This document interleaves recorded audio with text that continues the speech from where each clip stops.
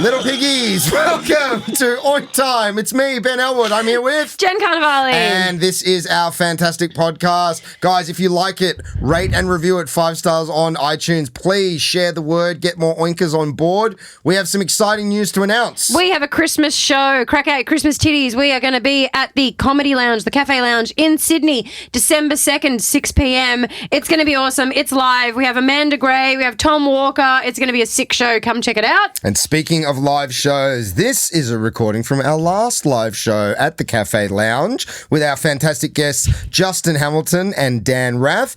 And the words on discussion were invisibility and exhaustion. I relate. Exhaustion.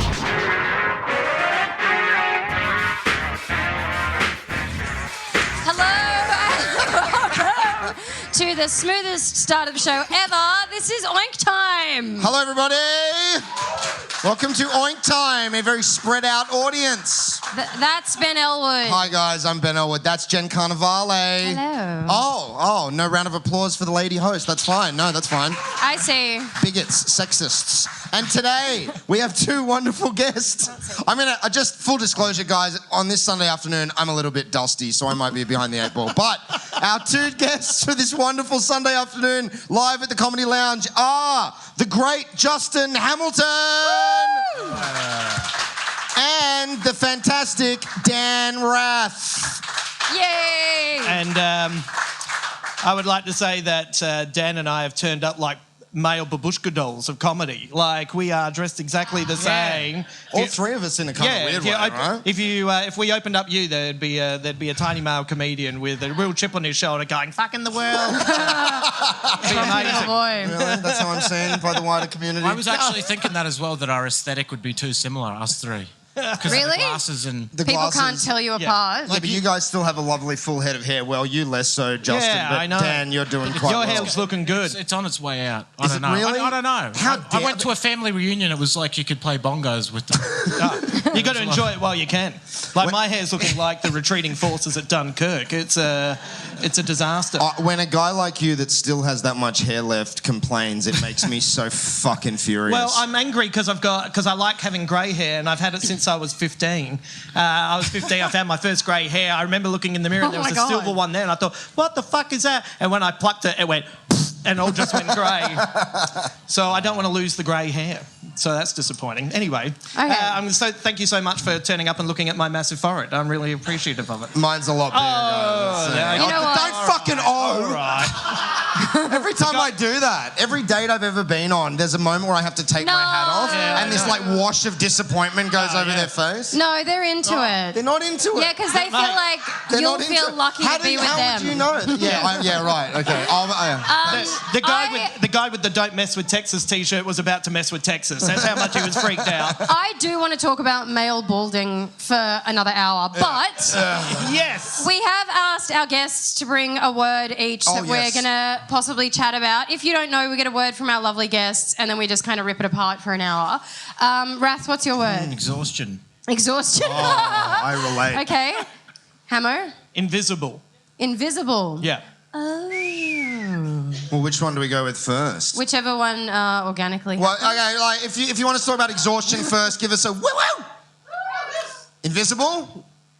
Wow. no one. Exhaustion Yeah, right. it is. Exhaustion. I feel like everyone put negative connotations to invisible, but Do you feel Hey! do you feel invisible as a man approaching middle age? nah. No, I feel like I'm back, baby. Like, I was a bit worried for a while, but I'm full Really? of confidence. Yeah. Sometimes your questions are so aggressive you have no idea Right. how much it looks like you're projecting. Like, it's like me going, do you feel as if everyone who's ever dated you sort of feels a deep sense of regret and sadness? It's a That's huge exactly what you fucking implied in jest not 2 minutes ago, you fucking bitch, so don't even. I feel exhausted already. Great topic. Do you feel exhausted, Rathy? You went... Okay. No, I was just going to comment on that please. thing quickly. Yeah. No, because I like how you went straight for the metaphor of invisibility. Oh, as opposed to what? Like genuine, the invisibility power of cloak. invisibility. Oh, Yeah. magic. Like a more... See, I think it's weirder that your head went to an invisibility cloak than mine going to the metaphor of invisibility. He was about to roll an 8-sided dice to see if he could take on the dragon. It's great. Yeah, it's just... I think more optimistic people would go for the invisibility cloak interpretation rather than feeling invisible. Because that's an emotional... ostracism or something? Yeah, it's a sad feeling. No, I like as I get older, like I've always had all this like weird shame walking down the street, like where people are like, "Oh, that guy's disgusting," and then recently I was like, "Oh no, you're just a like kind of normal looking near middle-aged man." And in that sense, you're more invisible than anyone on the street. And there's a weird liberation with that, where it's like, oh, no one's looking at me. It's really important to realise that as you're walking down the street going, everyone fucking hates me, no one gives a fuck. No. one. Everyone's just walking past. Everyone's in their own head going, oh, I hope I can get Taylor Swift tickets. Oh, fuck, I'm sweating heaps more and it's not even summer. Like, everyone's got heaps of different thoughts and no one's thinking of us at all. None of them involve Ben Elwood. Invisible's good, right?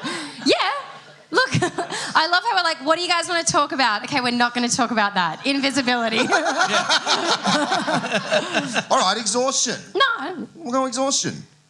How exhausted are you on a scale of 1 to 10 right now? All the fucking time. I woke up and I hadn't drunk anything and I didn't want to drink because I felt hungover as all shit. It's just aging. It's fucked. That's my contribution. Yeah, well, hang on a sec. But you're still young. Depends who you ask. Oh, yeah, you're talking to me. Yeah. I'm 46. You are fucking young. I'm 34. Oh, mate. Look, Yeah, no, that's like, you're 36. That's like a 22-year-old saying to you, I feel really old. As if I'm you wouldn't... 34. She's 34. What did you say? 34. What did I say? 36. I'm Sorry. 46. Trying to draw me closer to your age bracket. Talking of exhaustion, I've had 5 weeks of sobriety and I broke that on Thursday. I basically closed the curtains on Thursday evening and opened them this morning. So please forgive me. I'm a little exhausted. We had a tense moment before the podcast started because... What was that about? Ben looking fucked up and him saying I was making him paranoid because he looks so fucked up. But by like not looking opaque and washed out, you were making him paranoid. He's got a glimmer in his eye that's not from hope, you know? Synthetic hope, hey. He's just got that little shine that makes me uneasy, but it's fine. Synthetic hope. I saw them at the big day out. Oh, they were quite good. Yeah. No. Like, I can handle being fucked up. It's the fear of other people's judgment that discombobulates me. And I do judge. I know you judge. Nah. Yeah, walking down the street, you're fine. Sitting with Jen, you're in all sorts of trouble because people are thinking it. But because she knows my mind. You're right. I do know his mind, and it's a horrible place. No, it's lovely. It's a catch if anyone's interested. Fuck you. You're such a nasty bitch today. Wow, you can suddenly swipe. I feel groggy. You're right. I'm all sort. I'm out. And you weren't even on a 4-day drug binge, so you have no excuse at all. I have no excuse to complain. I haven't been taking drugs for 4 days. Excuse, Jen? Yeah, I know. Dan, are you someone who likes to be sober and then go, oh, you know what, I'm going to break it and really fuck myself up for 4 days before you do a podcast? Yes, I am. Yeah. I love breaking taboos. But yeah, also I love being hungover too. Oh, do you? Yeah, I get a certain mental clarity out of it. Oh, do you? Like, do you find that you work better or you just problem solve better? Yeah, there's less like, super ego saying do this, do that. Yeah, you can't do anything. Yeah, because the super egos go, I am fucked up still. Yeah. You just become the animal where you're just like, I need water, I need food, and I can't move much. It just boils it back down. And your appetite's really high as well. Yeah, so you're into that. Yeah, I like it. That's your prime state. The closest I can get to contentment is like being hungover, that physical exhaustion. Really? Yeah, to bring it back. No, I agree with that. I have my best, creatively when I'm trying to be creative. Like the idea of sitting in front of like a blank piece of paper or a blinking computer screen, it's like paralysis. You know what I mean? It's like, be funny now, be creative now. But my best ideas come on that like kind of middle ground when you're just about to fall asleep. Like you said, when the super ego is too tired to protest, that's a shit idea. You're a fucking idiot. That sucks. Yeah. And that's when the best stuff kind of starts firing. You need to exhaust that part of the brain. Yeah. Which is why manual labour is good. Yeah. I agree. I actually think it is. That bit of the head that says, do stuff. Why don't you wash that dish? You can't focus because you start moving. So, No, I hang think on, that's- is your mind only saying just wash that one dish? Is that? That's what I love. You've just got one dish. Do it, Dan. Doing the dishes is easy when you only own one dish. Yeah, it's really good, I right? don't know why you'd need more than one dish. Yeah, that's a really good point. I'm the opposite. I would rather. This is a terrible habit that I've gotten into. But if I've got a deadline, I'll keep waiting right up until the last second. Then I'll have 5 long blacks, and then I'll just go ding and I'll keep writing for anywhere between 48 and 72 hours. Whoa, And really? then- that's From how coffee?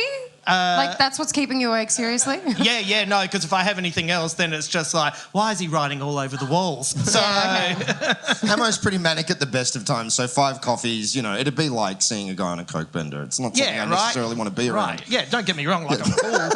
like I'm in my toilet doing lines of double espresso, but... Lines of Nescafe. All in honour of George, but... Fuck, so you need to feel cornered and trapped to feel creative. Yeah. Like you're boxed into a corner. I'd rather I didn't, but that's how it seems to have worked out as a process. It's good that you apply it to practical things. Right. Like if you have 7 coffees and no plan. Oh, no. Like you just sit there and fucking... just vibrating. Fuck! I'm just going to vibrate through to another dimension and find out if I've already done the work and then vibrate back. I started shaking. I had a Rolling Stone magazine. I ran out of this cafe. It was too much. Did you ever want to run into the woods? Yeah, all the fucking time. Yeah, constantly. All the time. Have You can't pay for stuff? I can pay for stuff. Like you can. Like financially you can, but you just can't face that. You can't do the you whole can't process. pay the psychic toll. exchange? The What do you- exchange, you can't. You don't know. You forget how to like pay pass. It's too much. It's just too that. much. We're talking about Yeah. 2 different things, I think. Yeah. Is it because you were talking about the mental side of it, weren't you? He's talking about literally. What do you mean? You Am wanna I just wrong, or what are we talking about? Welcome to the podcast. Are you saying that you feel mentally exhausted just with the day-to-day transactional nature Well, they of don't living accept in? Bitcoin Is that? at every place, you know. Oh right, so literally tapping a bit of plastic against another piece Yeah, of it's too plastic is much. too much for you. It's too much. Is that the moment. autism or is that just you? It's a mixture of caffeine and autism. What a mix. It's a cocktail. I like function way better with, like you saying, doing the manual labour or like walking. If I'm walking, I can think about heaps of stuff. Not great for writing ideas down, but I am definitely much better if I'm doing something. Got to get the energy out, bouncing off the walls. Walking and daydreaming? Yeah. Yeah. And being able to engage that other part of the brain. Yeah. Yeah. Definitely. But you're not a person that functions well exhausted. No. Which is surprising because you're so fucking high strung. Well, no, Here we go. It's true. Let's try and slide in some aggression. No, 'cause no, he's no. upset This is about not the comments fucking and all. aggression. I'm making a statement of fact after being your dear friend for many years. Okay, you're a very fucking high-strung person. Occasionally. And I find though with high-strung people being exhausted is kind of like you were saying, Dan. There's a peace with that, and I feel a peace with that. But it seems to make you Oh no, more you're referring irritated. to when I'm like at work and I fucking hate life. But that could be when I have heaps of energy. Like that's not necessarily conducive to being tired. No, You know what I mean? no. Like that's like if you were cleaning a toilet and I was like, I actually really enjoy cleaning toilets. oh god, that's I really some enjoy- sick fucking No, thing it's deep not. It's got inside. nothing to do with fecal matter. It's got to do with yucko. the idea of cleaning anything I that bet is... you fucking do. Yeah. No one's surprised. Just Get in there. Just bleach and Get shit. that I dirt love it. right out. Yeah, Scrub it yeah. up, dumb. You know what I mean? It's like if you haven't showered for 3 days and you've been out in the bush or something. Like there's no more cathartic shower than the shower of washing off layers of filth. Oh, every night. I'm like, wash it away. Yeah. Every night. Feels good. Yeah. It feels like me and Hamilton are like the kids in a marriage that's about to break up. A lot of guests have said that on the No. podcast. That it feels like warring mum and dad. I'm trying to keep Dan happy. No, it's going to be okay, Yeah. mate. You know Don't worry what? about it. They still love each other. I think we're older just bringing shit out of you guys that's already in there, and people, it's easier to see us as the mum and dad. Because when Ben and I had a massive fight the other month for Which month? A month. It was the big one. Oh, yeah. And and we both realised we were projecting at the other one, where I was really angry with him, but I was like seeing him as my dad, and he was seeing me as his mother. That's not strange. it's really adult to acknowledge it, but we do it to other people. That's why people say it feels like mum and dad here, because you're just seeing something repressed from your childhood where you're like, oh, daddy was distant, didn't cuddle me, or whatever. I don't know. She reminds me of my mum so much that when I get angry with someone, I want to burn my entire relationship down with them for life. So I was at Perth Airport. Yeah, you were a dick on the phone as well. You were a fucking dickhead on the phone. I was trying to make peace. I called to I'd been chasing a big guest for weeks, and I finally fucking land the guy, and I ring her up, and I'm like, we got him. What night? I'm like, Monday night. She's like, oh, can you tell me what time it is? I'll have to cancel a gig. And I'm like, what gig? Oh, an unpaid 5 minutes at a room. And I'm about to get on a 5.5-hour flight with a 6-hour fucking time delay back to. You don't know how many letters I wrote to you on that fucking plane. I've met you. I wrote letters like, I'm burning our life down. I'm cancelling the podcast. I totally knew. You fucking bitch. When I called him, I had to be so tentative. I was like, hey, Ben, like using like a gentle voice, like sing-songing the sentences. I was like, just so you know, I feel sad that you are sad, and I don't want us to be sad separately or together anymore. But by the way, I love you. Like I had to sing it out, and then we were fine. It was fine. Jen, what was his impersonation of you like then? Was that fair? It was pretty fucking accurate. Yeah, Oh, I was was it? really Yeah. angry with him. Yeah, I was like, I gotta fucking cancel a gig now, and Reese is gonna be shitty, and Reese didn't fucking care at all. Of course he didn't care. But it was, whatever. Basically, all this is to tie back to the word you are exhausting. I don't care that you said that. Everyone's seen you on stage.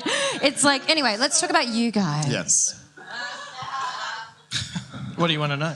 I'd like. No, you don't. No, please. I was just gonna say, how do you behave when you feel exhausted? Is it an okay feeling? Like Rath was saying, there's clarity. How do you feel if you're feeling exhausted? Is it anxious? Is it okay? Well, it depends on, I would say at 46, I'm emotionally exhausted. Yeah. And I now, working with certain people in certain areas, mainly TV, on Channel 10, on certain projects, I can't cope with any of those dumb cunts anymore. I am exhausted. Do you know what I mean? Yeah. Like it is... there's some people there that are great, but some of the people I worked with, it is a wasteland of creativity, and you throw out a good idea and you see it miss them because they're not cool. Like I'm not cool, but they are definitely not cool. Do you know what I mean? Yeah. Like they are, but the worst thing about them is they think they're fucking cool. So they're telling you what's cool, and you go, I know I'm not cool and I'm cooler than you, so why don't you fuck off? Yeah. I don't think anyone who says, let me tell you what's cool is cool. Right, yeah, exactly, That right? automatically makes you lame It's as the shit. anti-Fonzie, Yeah, right? yeah. So your work is where the exhaustion comes in. Oh, yeah, yeah. And dealing with people who are not where you're at.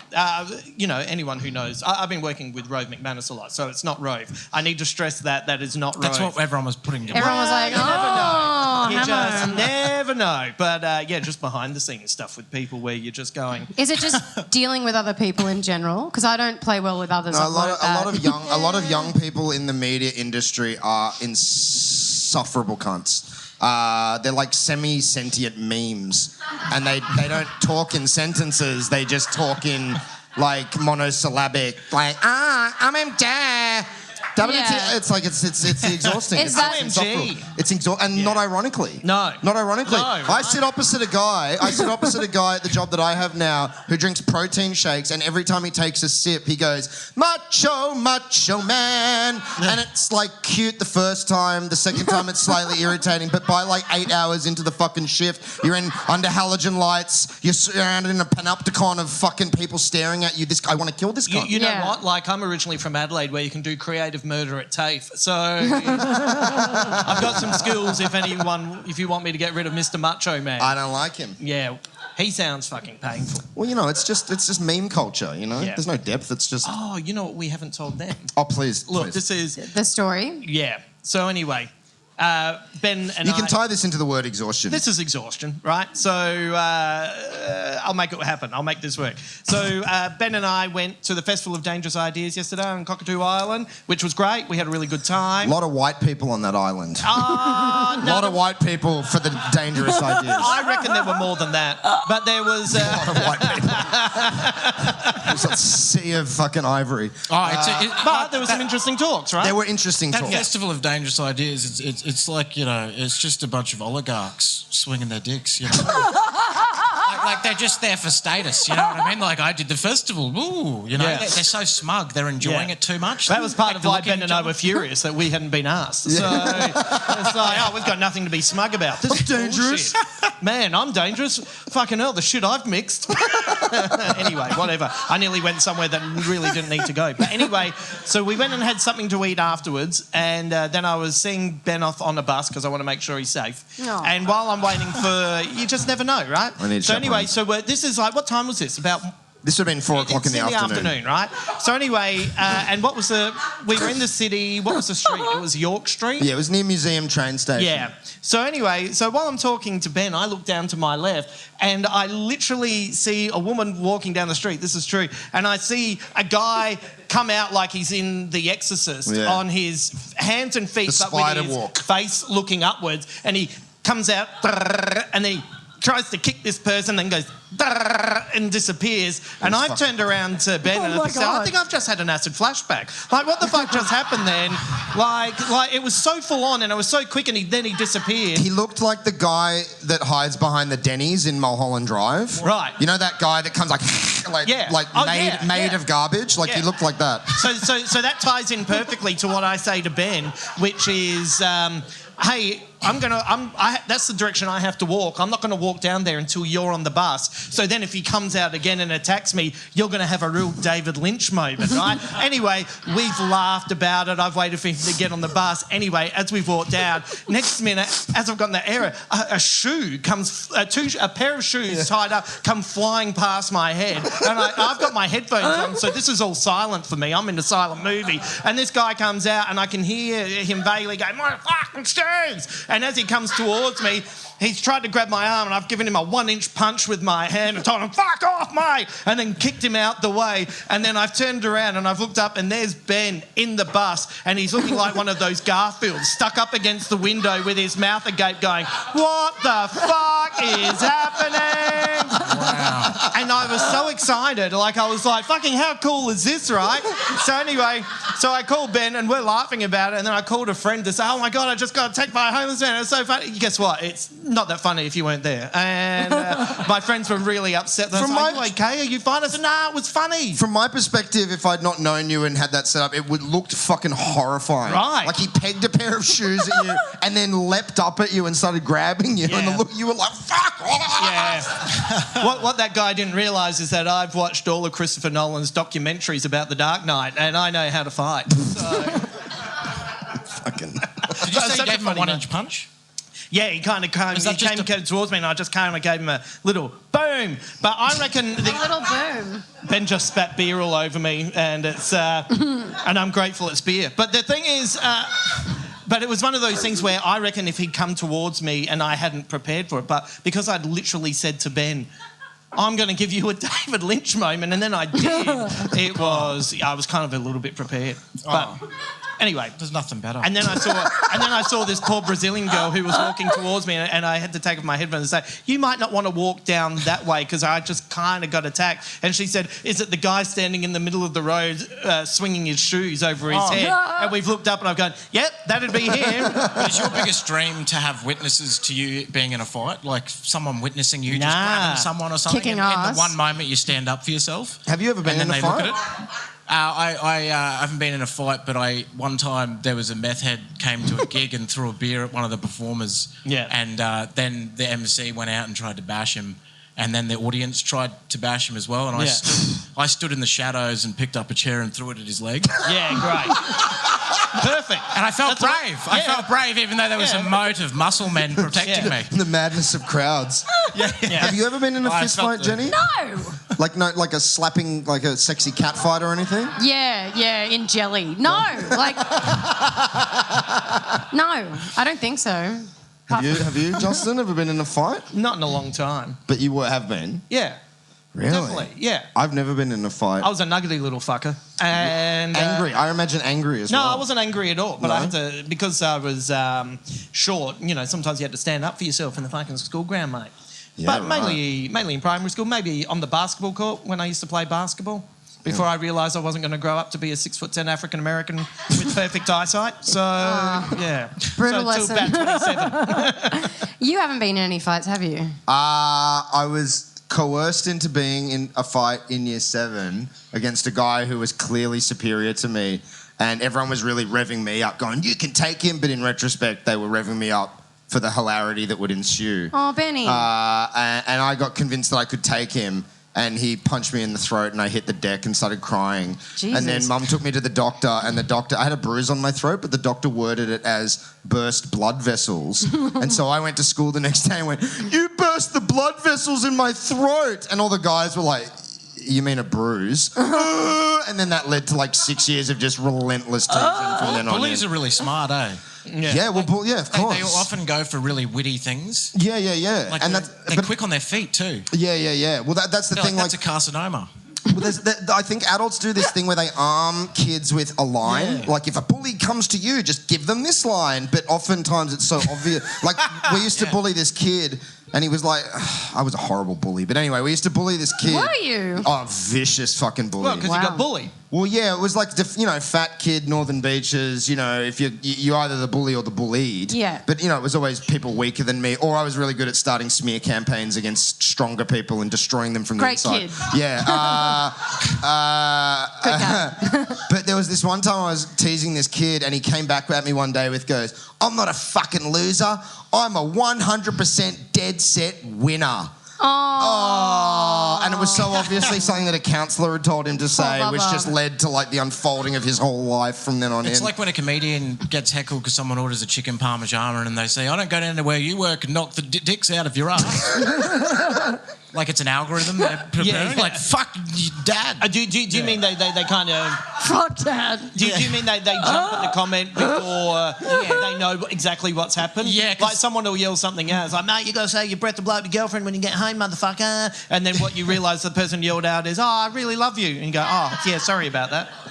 Yeah, I was seen that heaps of responding. times. I was responding to a voice in my own head. Oh, yeah, sorry, I just kind of heard someone. I had no problem with verbal arguments because that's all they were in high school with girls. Right. I had no problem with that. I have 3 sisters, and I grew up with like a somewhat argumentative household. So whenever people are arguing, I was like, "There's nothing you can say." I've been training my whole life. Yeah. But never fistfight stuff. I had my mum call me the other day to say that she had an interesting story, and I was like, "Oh, I don't know how interesting this is going to be." And then I have to say, in Andrea's defence, she came through. So when I was in primary school, I went to school with this kid called Troy, who had a lovely mum. Then sometimes we'd go over and hang out, but his dad was the quintessential Italian dad in the 70s, and My dad.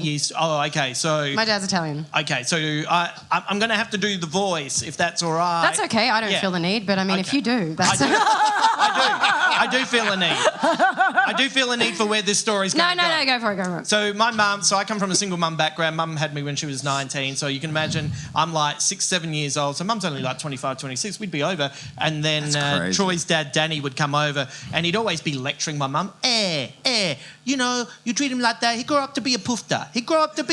He need a man in his house. That accent could be so much more offensive. Yeah, I know. Yeah, I know. I was sort of But this is how he would talk, right? And he would always be saying that. And Mum would just tell him to fuck off. "Hey, look at the way you treat Justino. Justino grew up to be a poofter." Anyway, cut to a couple of days ago, and Troy just got arrested for having the biggest meth lab in Adelaide history.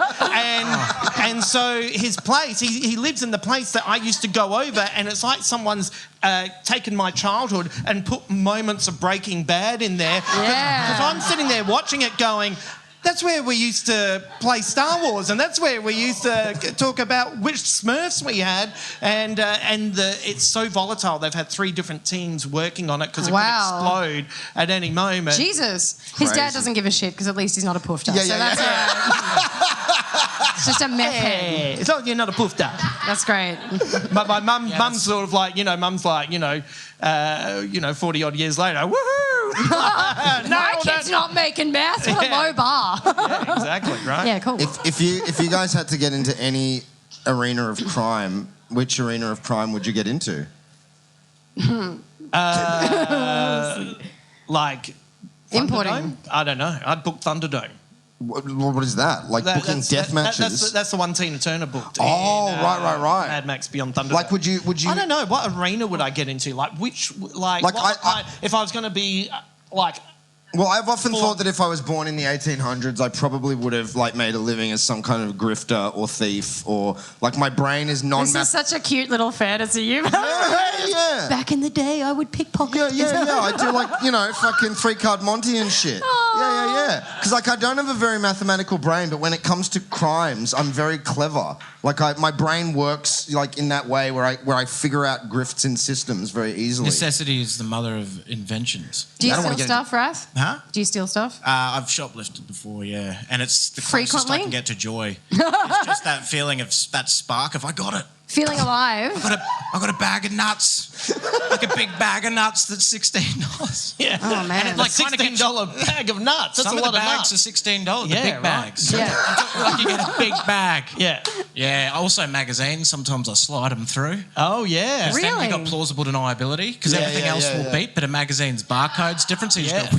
Yeah. For anyone that's listening, you've got plausible deniability with the last item that you scan through on the self-service checkouts, because you can just so make sure the last item you scan is the most expensive item, and then when you've got that going, you hit OK to pay, and then you scan the last item, and most of the time the computer won't register it. So you've got 100% plausible deniability. If someone comes over and goes, "Excuse me," you're I accidentally shoplifted the little minty thing, the cheapest thing, and I was so angry. I was furious. You should have stuck your $16 worth of nuts through. Yeah, I had to pay for them. Yeah, that's bullshit. Regrettable. Jen, are you a... No, are you a I fucking stealer? pay for shit because I make money and I'm an adult.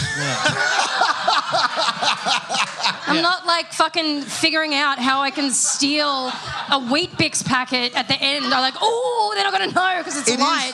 It is the ultimate act of the Fucking disempowered sad man. as shit. It's the act. 3 men in their fucking 30s. 40s. Sorry, my bad, 40s. Ruminating and discussing how you can get away with stealing Tim Tams is just every woman in here is just so wet for you. Have you ever stolen walnuts? Oh, they are. Oh, Tell me more. That's amazing. What's your biggest haul? It's fucking... If only I'd known it was that easy, I would have shoplifted earlier. Pay for shit.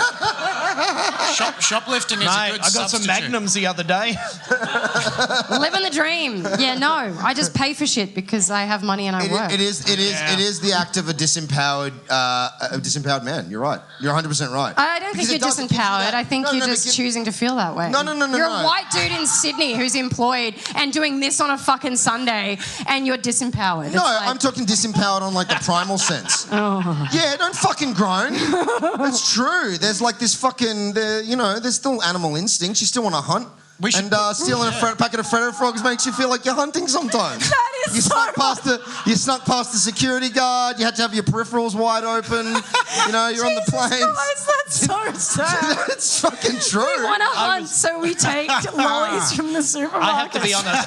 I was going to back that just for shits and giggles, but he lost me. Right. Did you feel more like a man when you stole those He won minties? me over with that last one. That's where I most agreed When with you him. get the magazine, are you like, I am a man? I feel like I do feel like I'm getting in touch with nature. Yeah, you feel like you fucking gamed the system somehow, and that I'm smarter than those motherfuckers. They can fucking... You feel like you're beating robots as well. Yeah, 'Cause beating I view robots. those things as that's the start of the robots. Right. Also, yeah, exactly. And they okay. get the last employee they haven't sacked watches you. Like they watch you, and it reminds me of those Jews in Auschwitz that used to work for the The Nazis. capos. Yeah. The Sonderkommandos, they were Jews that would help the Nazis and be like, yes, put him in, he's my brother, but Just don't kill me. just give me some porridge. That's what they're doing. They're working for the enemy. No, I agree. Jesus. I agree. Don't they know they're next? Yeah, I think they do know, but what choice is there? Yeah. I'm just curious, are any women wet on this conversation? Just trying to get a gauge on this. This is the real festival of dangerous ideas. Yeah. I went to the festival of dangerous ideas yesterday. Were you there? Yeah, we didn't see you. another white guy. Yeah, right.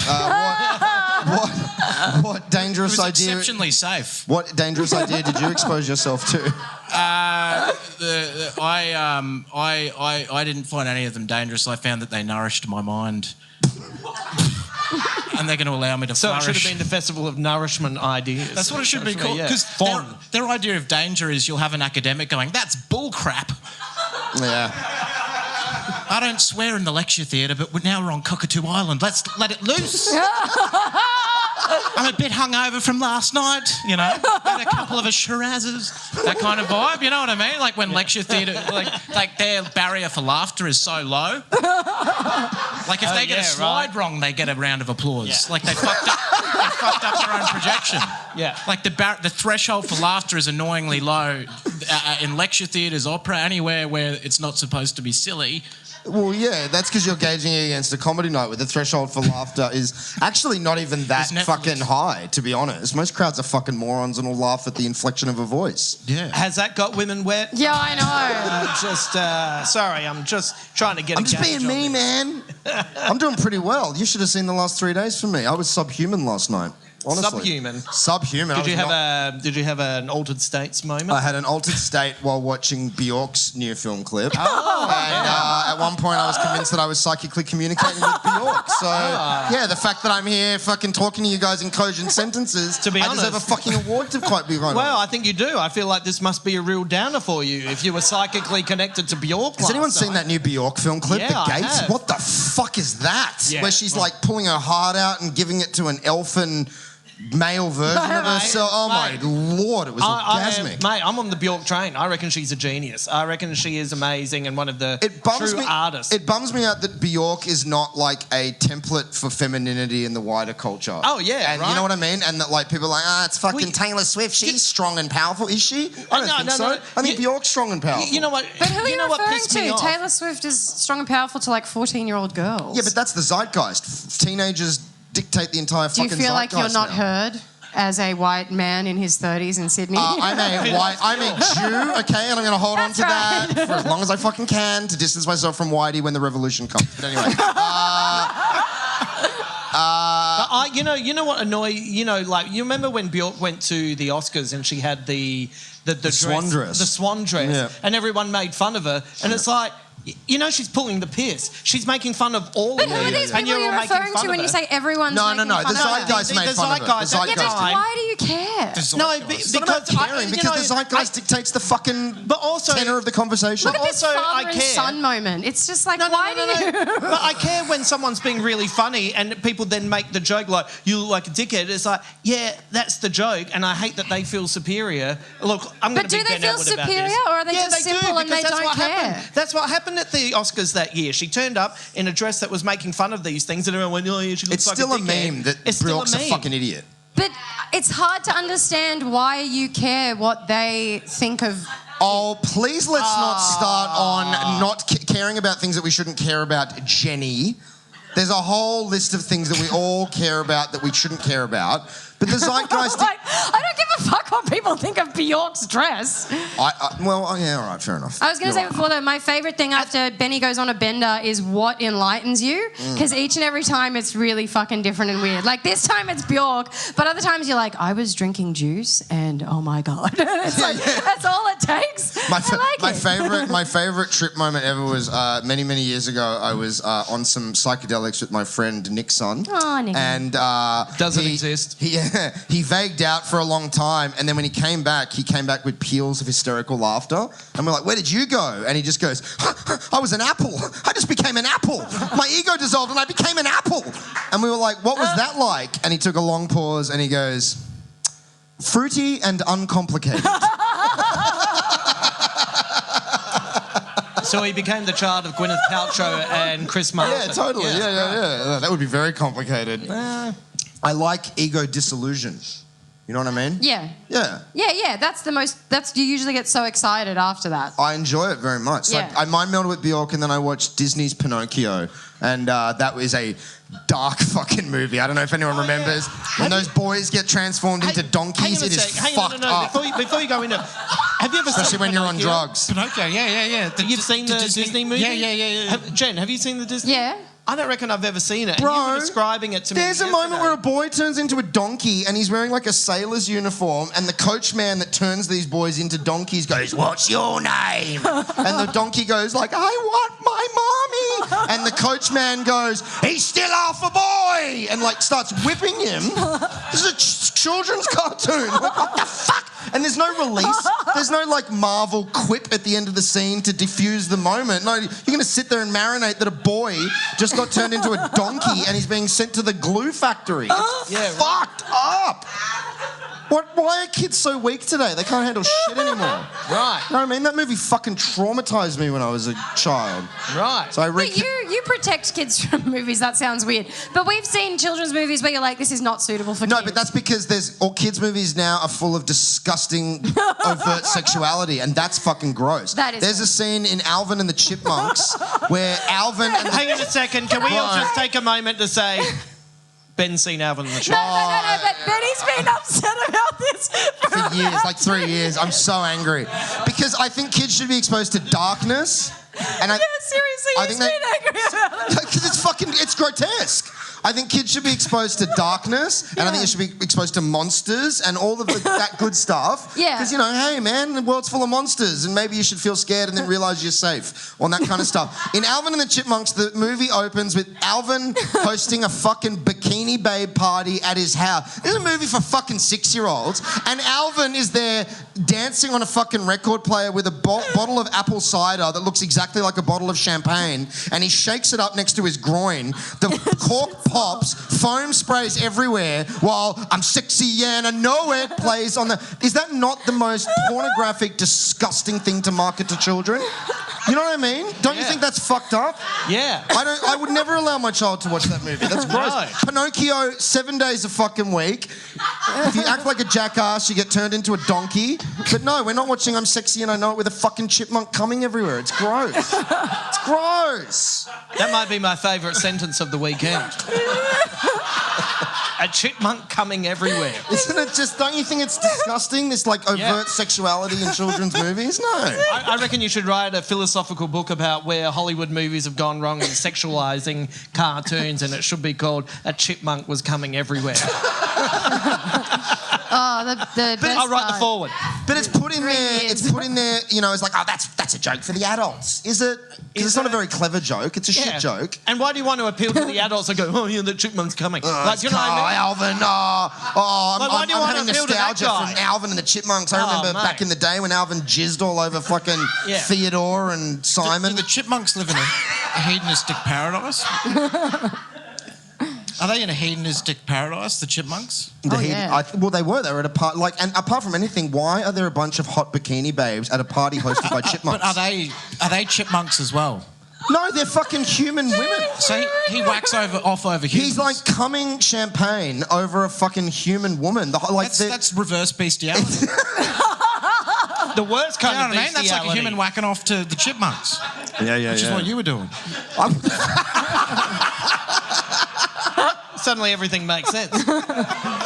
So disgusting. Kids should be protected from certain things, but not like weirdness and Oh, darkness. hang on. What and- about when Bugs Bunny dressed up as a woman? And yeah, but actually, well, no, that's funny, isn't it? He's Oh like, no, I think it's funny. Yeah. Like there's a massive difference between dressing up as a female bunny and being a chipmunk coming everywhere. Yeah, exactly. Yeah, and that was The kind of like so Lola silly. Bunny? Remember when he used to dress What up about as Lola Bunny? Well, who's Lola Bunny? She's the big tittied bunny, isn't she? The Thank big you. titty from what franchise? She's like Bugs Bunny's was- woman. yeah. And she's like dun dun dun dun dun with the big titties. Is she? Because what is that? Disney? I think so. Or is that Warner Looney Brothers. Tunes? Oh, so I don't know. Looney But Tunes. I remember Yeah. Lola Bunny being a big-titted bunny. So she's and what to Warner Brothers what Deadpool is to Marvel. Like, the weird. But she was around for ages. That's an awful. Yeah, but I don't know. It was like more of a I don't know. Maybe I'm just showing my age. Maybe You just, want it all classy for the kids. Well, no, but like there's something like with a vavavoom kind of pin-up girl sexuality that's kind of so broad is different from a chipmunk going, I'm sexy and I know it. Like, Right. that's a bit much. Yeah, it is a bit much.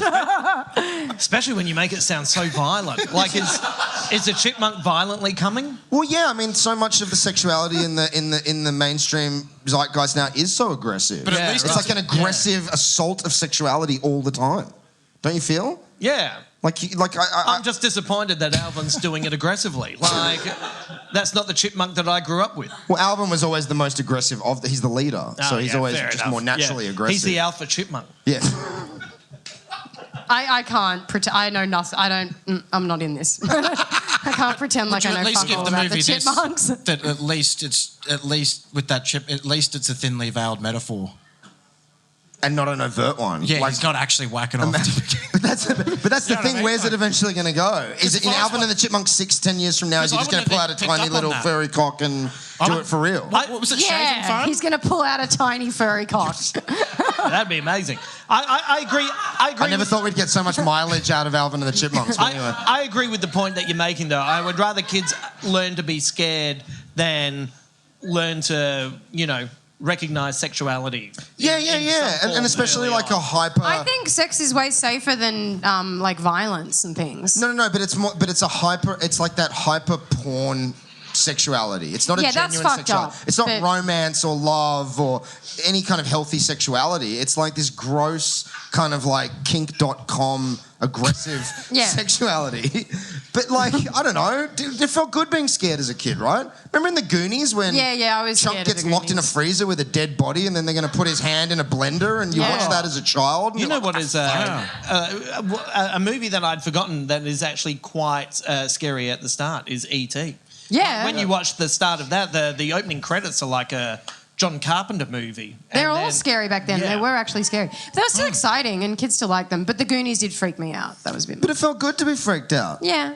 I once went to Jurassic Park at IMAX with a couple of kids who'd never seen it before, and it was fucking. He just met them on the street. I know, I was Yeah, like, we were kids just. he- I was just like, "Hey kids, you ever seen Jurassic Park?" I feel like you got to preface it. Kids he knew who's allowed to Uncle hang Ben. out with. It's But Uncle Ben. it was fucking hilarious because one of them was 6, and you forget Jurassic Park for the first 25 minutes is kind of boring if you're a kid. Just a bunch of adults talking about DNA and shit. And like 25 minutes in the movie, she leans over and she's like, "Is this movie almost over?" And this is like 2 minutes before the T-Rex attack, and I'm like, "Oh no, this movie hasn't even started yet." She goes, "When's it going to start?" I'm like, "Oh, you'll know." And then the T-Rex starts going to eat the children, and she's like under her chair screaming. And both of them were like pretty traumatized by the movie. But it led to a great discussion at the end of the movie where it was like how lucky we are that we can be in a cinema and be terrified and feel like we're in danger, and then walk out and be lucky enough to live in a place where we're not in danger. Vacationing in uncomfortable headspaces is good, I think. Anyway, we Yeah. fucking banged on about this enough. We got like 10 minutes. We got any final thoughts on Yeah, I've invisibility? got some thoughts. That handsome arsehole over there. Yeah, you handsome arsehole. How much does he look like Daredevil in the Netflix series? Great comment for a podcast. Thank Mate, you. yeah, I know. Well, I'm performing for the audience. We'll wrap it up with that. Wait a second. If you're listening to this podcast, you know who you're thinking of? Daredevil from Netflix. You do very much look like Daredevil from Netflix. You do. Does anyone else? Fuck. Look at all these. Thank you. A little bit, right? Like, yeah. Thank you. Thank you. It's a compliment. If you haven't seen it, go and watch it, and in hindsight, go, oh yeah, thanks, Hamo. Yeah, I really appreciate that. You're definitely not walking through life invisible. Oh, that's lovely, Benny. That's really good. But exhausted. Do you have any final thoughts on invisibility or exhaustion, Rath? One thing about people who are listening to the podcast who hear the Daredevil thing. Yeah. will have the ability to feel what it's like to be blind and have a clown described to them. Which I think is good, you know. That is good. For building empathy. Giving to people. Like the same neurochemistry. Hang on a second. Can you, like, just for our entertainment, for someone who is blind who is listening to this podcast, can you describe a clown? Are they blind from birth? Or should It is 100%. They have to be blind. They have to be blind from birth. Because if you haven't seen a clown before the age of 20, like, you're living in a fucking You know cupboard. what? You might be, if you became blind when you were 6, A, it's a tragedy, but B, you probably had an opportunity to see a clown. yeah. Well, you've already met Ronald McDonald. Right. Yeah, how do you? Because you can't say he has a red nose because red is not a concept. So Dan, can you describe a clown for a blind person? And then describe that gentleman over there is looking like Daredevil for a blind person. But anyway, start with the clown. So do I start with the clown? Just start with the clown. Start with the clown. You know okay. what? So Don't go to just go with the clown. Just describe the clown, okay? To the blind, not the Daredevil, but the clown to the blind. The clown to the blind. Never blind from birth. Okay.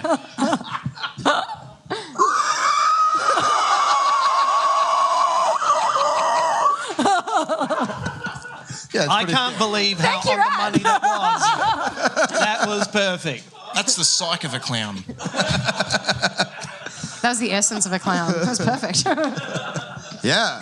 Well, guys, I think we did it. Yeah. I think we've explored every possible facet of exhaustion and invisibility. Yeah. So, guys, can you please give it up for our special guests tonight, Justin Hamilton and Dan Rath.